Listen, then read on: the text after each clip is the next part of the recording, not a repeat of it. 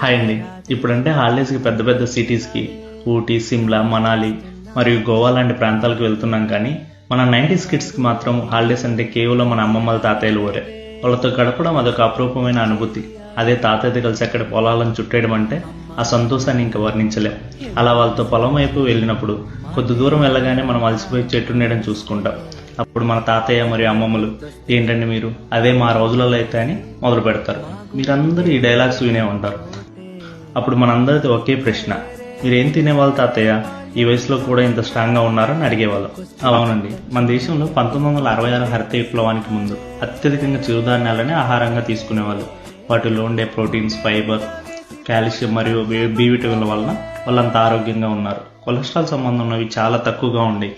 అందుకే అటువంటి పోషక విలువలు కలిగిన చిరుధాన్యాలతోనే మన నారాయణ ఫుడ్స్లో కేవలం చిరుధాన్యాలు, బెల్లం, స్వచ్ఛమైన నెయ్యి మాత్రమే ఉపయోగించి లడ్డూలు తయారు చేస్తున్నాం. మరి మీరు ఎప్పుడు చిరుధాన్యాలు తినడం ప్రారంభిస్తారు?